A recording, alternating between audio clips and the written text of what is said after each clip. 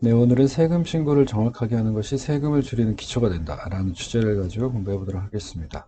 자, 먼저 사례를 보시겠습니다. 배임대는 평생 공합면세점, 부동산 임대업 등을 하면서 수십억 원의 재산을 모았습니다. 이렇게 배임대는 자신이 죽은 후에 자식들이 유산 다툼을 할 것이 늘 걱정이었어요. 그래서 자식들을 모아놓고 유언을 하기로 결심을 했습니다. 자, 유언의 내용은 자신의 재산 중 10억은 장학재단 기부를 하겠다. 그리고 장남 배신동에게 10억 원, 차남 배다른에게 5억 원을 주라는 것이었어요. 그러니까 배임대는 평소 자신이 아끼던 신행자에게 자신의 유언을 집행해달라고 부탁을 했습니다.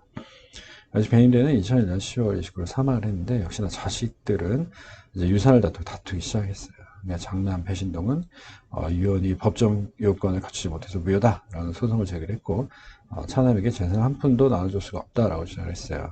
차남 배다른은 장남을 상대로 아버지가 자신에게 주라고 한 5억 원을 지급하라 라는 소송을 제기했어요. 그 와중에 이제 신행자는 2002년 4월 25일 장학재단에 기부한 10억 원을 상속재산에 공제를 했고 그 장학재단에 기부를 할 거니까 그냥 빼놓고 나머지 금액에 대해서 이제 상속세를 신고 납부했다는 거예요. 그런데 나중에 그 법원이 그 유언은 법정 요건을 갖추지 못해서 무효다라는 판결을 했어요. 근데 이제 과세관청이 2003년 11월 5일에 상속세 신고가 적정한지 조사를 해보니까 상속인들이 장학재단에 10억 원을 기부하지 않은 사실을 발견을 하고 상속세 외에 신고불성취가상세, 납부불성취가 가산세까지 부과를 한 거예요. 그 상속인들은 자신의 의사와 관계없이 상속세가 신고되었을 뿐만 아니라 법원으로부터 유언이 무효라는 판결을 받았기 때문에 상속인들이 자유로이 상속권을 행사할 수 있는 현 상황에서 다시 과세가 되어야 된다라면서 가산세는 적어도 가산세는 취소되어야 한다라고 이제 주장을 하면서 불복을 했습니다. 자, 과연 어떻게 됐을까요? 세금을 신고하는 기한은 정해져 있어요. 세금은 이제 신고 납세하는 방식, 이러면 이제 자기가 신고하고 어떤 그 신고 기한에 납세 기한에 납부를 하면 이제 끝나는 거고, 부가가세 방식은 납세자가 신고를 해도 국가가 그걸 확정을 해줘야 된다 그랬죠. 그래서 신고납세 방식은 이제 법인세, 소득세, 부가가치세 같은 것이 있고, 부가가세 방식은 이제 상속세, 증여세 같은 것이 있다고 했어요.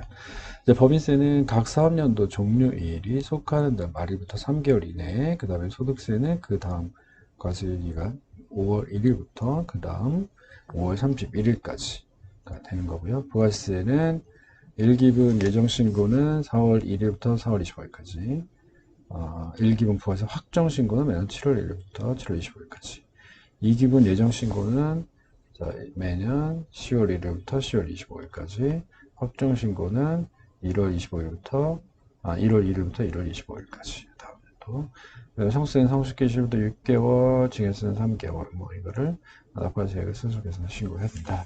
그리고 신고를 안 하면 가산세가 부과되는데요. 가산세는 세법이 정한 의무를 이행하지 않은 것에 대한 어떤 제재 수단으로 부과를 하는 것입니다.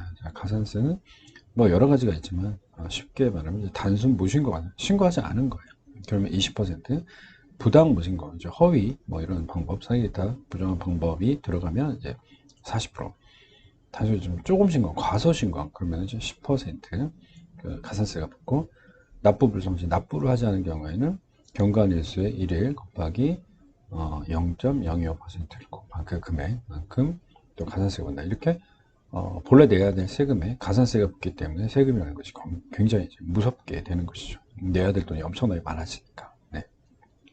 자, 그러면 사례를 한번 이제 해결을 한번 해보시면, 사례에서는 이제 과세관청은 이제 유언에 대한 효력 같은 건 적정한 세금 신고를 하지 못한 것에 대한 정당한 이유가 될 수 없다라고 얘기를 했습니다. 그런데 법원은 상속인들이 아닌 유언 집행자가 상속세를 신고한 점, 그리고 상속세 신고 기한이 훨씬 지나서야 유언무효 판결이 확정된 점, 그러니까 유언무효 판결이 확정이 나중에 됐으니까, 따라서 상속세 신고 당시 상속세는 언제까지 신고해야 되죠?